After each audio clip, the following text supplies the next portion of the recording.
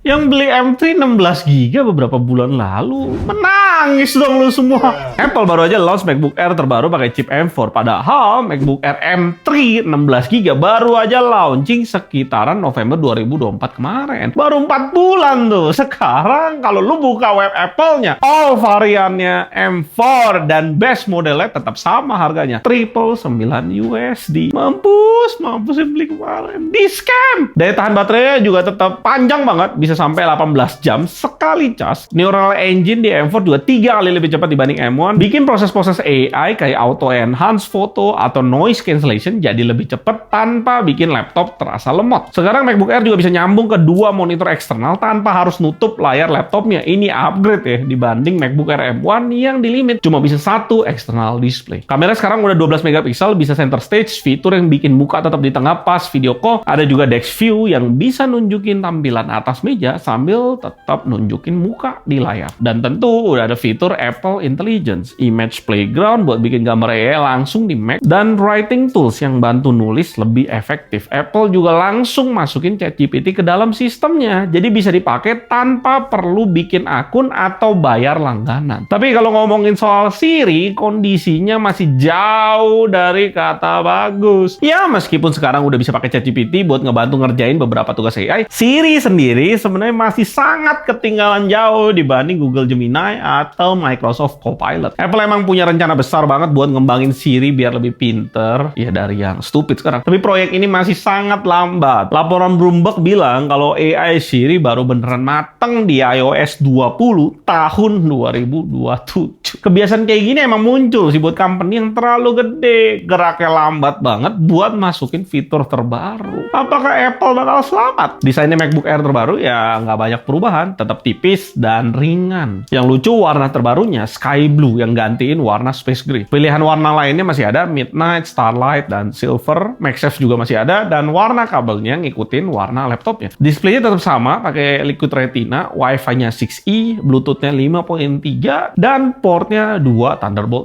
4. Dan sekali lagi, selamat menangis yang beli M3 16 GB base model di harga 999 kemarin. Lu secara resmi di scam Apple bekas kegigit. Sekalian Apple ngenalin iPad baru yang sekarang pakai chip M3 buat Apple Intelligence. Dibanding model sebelumnya, iPad ini hampir 2 kali lebih cepat dari yang pakai chip M1 dan sampai 3,5 kali lebih cepat dari model yang pakai A14 Bionic. Ada 2 ukuran 11 inch sama 13 inch buat yang mau layar lebih gede, dan ada 4 pilihan warna: abu-abu, biru, ungu, dan starlight. Ada banyak fitur AI. Di foto ada clean up yang bisa hapus objek yang ganggu di foto cuma dengan 1 tap. Di Notes ada Image One yang bisa ubah sketsa kasar jadi gambar lebih rapi otomatis. Dan kalau lu suka bikin emoji sendiri, ada fitur Genmoji buat bikin emoji custom sesuai keinginan lu. Dan buat yang sering kerja pakai angka, Math Notes bisa langsung nyelesain rumus yang ditulis pakai Apple Pencil dan bahkan bisa bikin grafik otomatis. Ada juga Smart Script di Notes yang bikin tulisan tangan lebih rapi otomatis dan lebih gampang diedit. Dan buat yang sering rekam suara, ada juga audio recording plus transcription yang bisa ngerekam suara sambil bikin transkrip otomatis yang nyambung langsung ke audionya. Habis lu transkrip, lu tinggal lemparnya ke ChatGPT biar langsung dirapihin dan dirangkum. Gila, enak banget meeting di 2025 ini.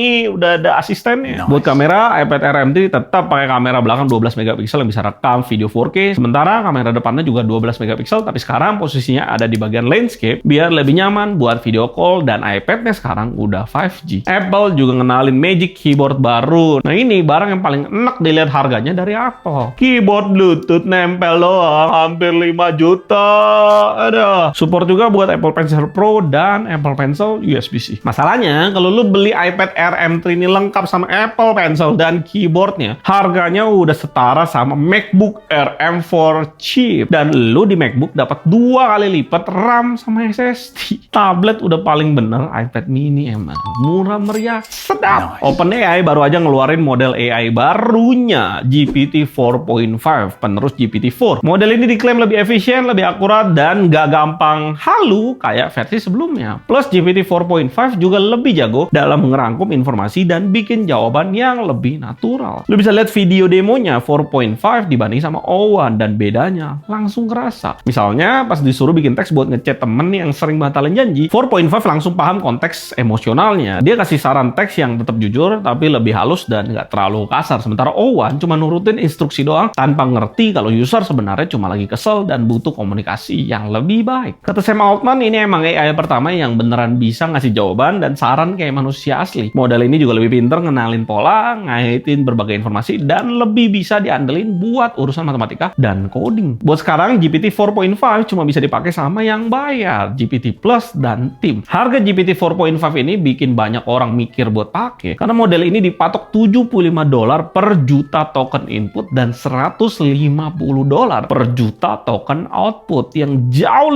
lebih mahal dibanding GPT 4.0 yang cuma $2,5 per juta token input dan $10 per juta token output. Bedanya hampir 15 sampai 30 kali lipat. Karena saking gilanya kebutuhan chip OpenAI buat ngembangin model-model ini, OpenAI sebenarnya udah kepikiran buat bikin chip AI-nya sendiri bareng Broadcom. Tapi ya project ini ya nggak bisa langsung kelar dalam waktu dekat, susah bikin chip, bos. Jadi untuk sekarang mereka harus dan masih bergantung sama Nvidia dan penyedia chip yang udah ada lainnya. Gue pernah dengar kata-kata pertanyaan ini, gue lupa dari siapa. Pertanyaannya adalah, gimana caranya kalau lu mau bikin mobil? Cara pertama adalah cara yang udah jelas banget dan obvious banget. Lu research dan development sendiri bertahun-tahun, berpuluh-puluh tahun, dan keluarin duit super banyak sampai jadi mobilnya. Sampai lu bisa bikin mobilnya tuh dari nol sampai jadi mobil. Atau cara yang kedua, lu bisa beli mobil yang udah jadi di pasaran, yang lu mau incar marketnya, lu pretelin semua bagiannya, terus lu pelajarin semuanya, dan bangun mobil lu sendiri dari situ, modif dikit-dikit aja dari yang lu beli itu. Efisien banget kan? Dan itu kayaknya yang selalu dilakuin sama China. Kita tunggu ledakan DeepSeek 2.0 selanjutnya. AMD baru aja launch GPU baru di 6 Maret kemarin, RX 9070 dan 9070 XT,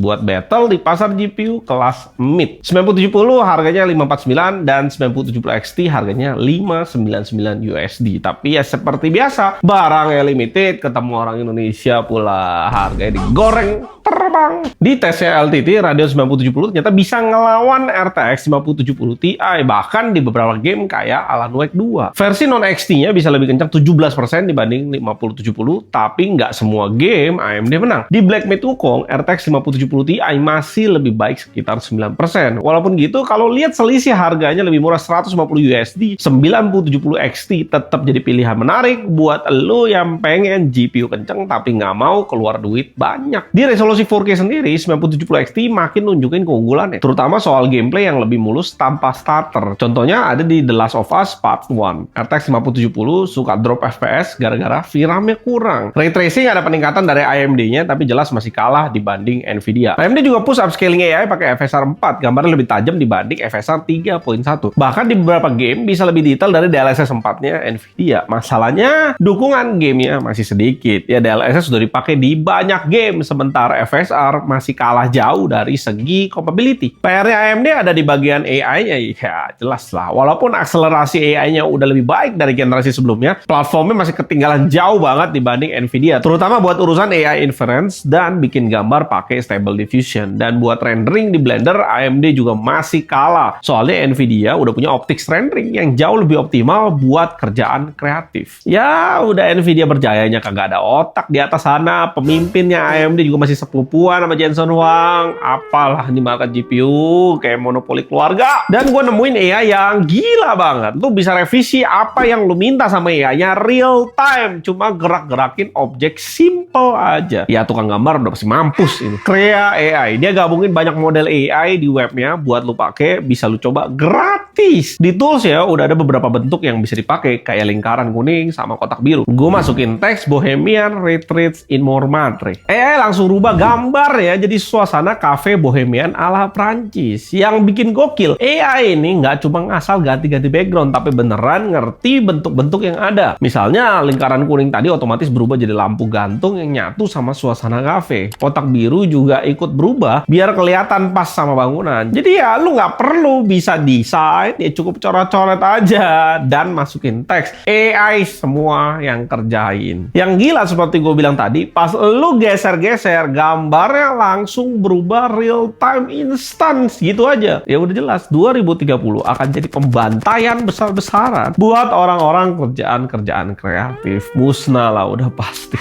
Yang lihat AI 2025 ke sekarang udah kayak gitu. Apalagi nanti. BBM palsu, uang palsu, emas palsu, apa lagi palsu yang belum terungkap. Kura-kura kardus. Sampai jumpa di GTN berikutnya.